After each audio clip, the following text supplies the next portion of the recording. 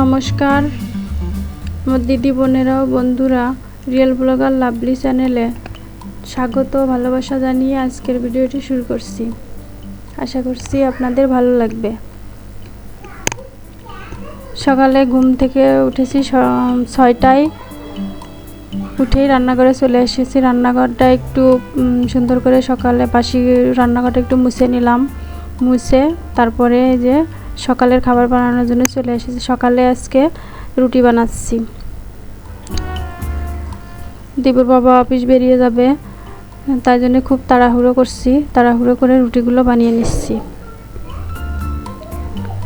আসলে সকালবেলা উঠে তো কাজের অন্ত নাই, একটা ছেড়ে একটা আছেই। তারপরে যদি সকাল সকাল অফিস যাওয়া থাকে তাহলে তো কোনো কথাই নেই।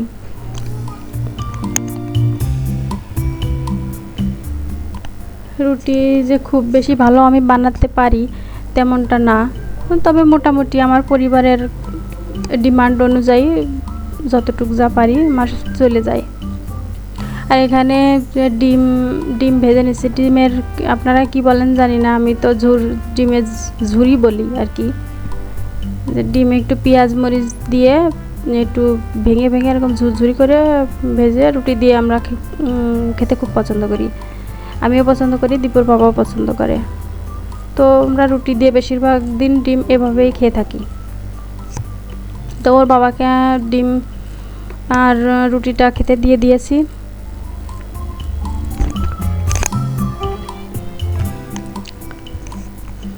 সকালে খাওয়া দাওয়া পরে অফ ক্যামেরায় অনেক কাজ করে নিয়েছি। সংসার আসলে যত কাজ থাকে, ঘর ঝাড়ু দেওয়া, ঘর মোছা, ফার্নিচারগুলো ক্লিন করা, অনেক ধরনের কাজ থাকে। বাচ্চার খাওয়ানো, বাচ্চার স্নান করানো, অনেক কাজ থাকে। আপনারা যারা সংসারে আছেন তারা সব অবশ্যই বুঝবেন। আমার তো আর বলার কিছু নাই, যে না বললে আপনারা বুঝতে পারবেন না। তো তারপরে চলে এসেছি দুপুরের রান্নায়। দুপুরে আজকে হচ্ছে আলু আর কাঁচা কলা দিয়ে রুই মাছের তরকারি, আর বেগুন আর পটল ভাজি করব পেঁয়াজ দিয়ে। তো চলুন রান্নাটা শুরু করা যাক। তো মাছগুলো লবণ হলুদ দিয়ে একটু মেখে তারপরে ভেজে নেব। আসলে ভাজা মাছ দিয়ে আমরা রান্নাটা করি। ভাজা মাছ ছাড়া দীপুর বাবা অতটা খেতে পছন্দ করে না, সেই জন্যই মাছটা ভেজেই রান্না করি।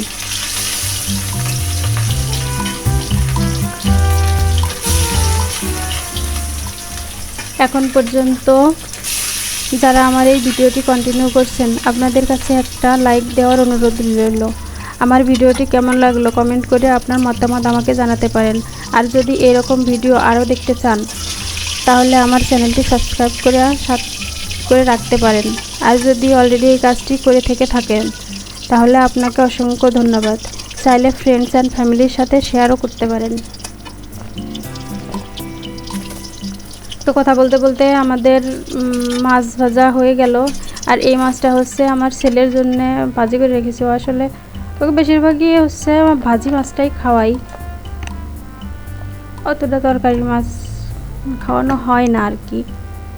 তো এখানে আলু আর কলাগুলো একটু ভেজে নিয়ে তারপরে জল দিয়ে দেবো। আর এখানে হচ্ছে ভাতটা বসিয়ে দিয়েছি। ভাতটা আমি যে ইন্ডাকশনে রান্না করি। এখানে ঝোলের জন্য জল দিয়ে দিচ্ছি আলু আর কলার মধ্যে। এখন হলুদ গুঁড়া, লবণ, তারপরে মরিচ আর কি যে বাটা মরিচ, এগুলো দিয়ে এবার সিদ্ধ হওয়ার জন্য রেখে দেব। সিদ্ধ হয়ে গেলেই তারপরে মাছগুলো দিয়ে আর একটু জাল দিয়ে তারপরে হচ্ছে নামিয়ে নেব। জাল দিয়ে হচ্ছে ফোড়ন দিতে হবে। ফোড়ন দিয়ে তারপরে হচ্ছে তরকারিটা আমি নামিয়ে নেব।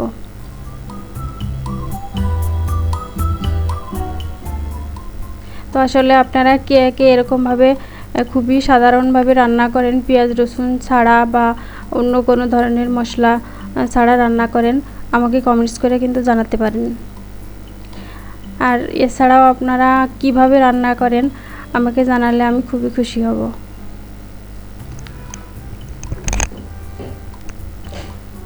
এখানে তরকারিটা ফোড়ন দিয়ে নিচ্ছি।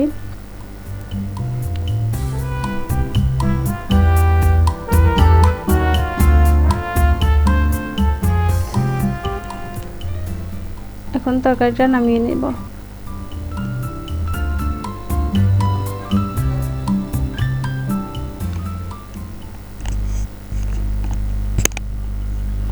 এখন কড়াইটা পরিষ্কার করে ধুয়ে নেব, সেটা আর আপনাদের সঙ্গে শেয়ার করিনি।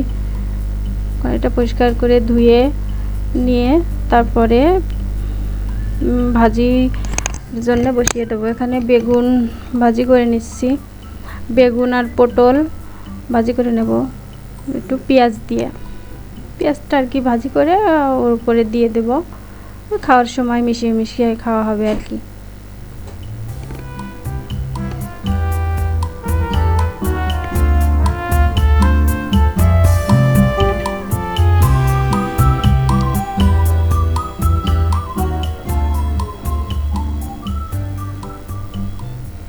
খেতে কিন্তু ভীষণ মজা হয়েছিল। একটা বার ওখানে পড়ে গেছে, আপনারা কিছু মনে করবেন না।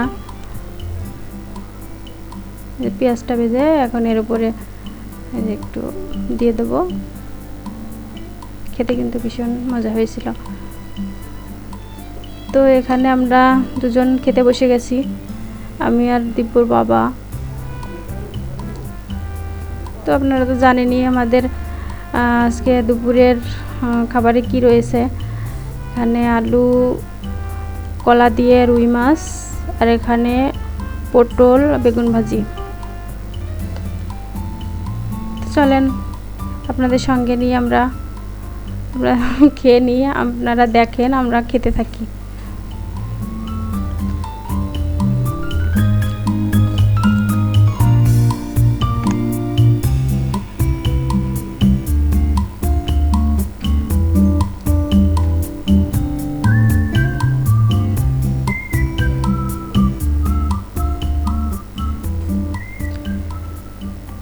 তাহলে আজকের ভিডিওটি এখানেই শেষ করছি। দেখা হবে নেক্সট কোনো ব্লগে। ততক্ষণের জন্য ভালো থাকবেন, সুস্থ থাকবেন। ধন্যবাদ।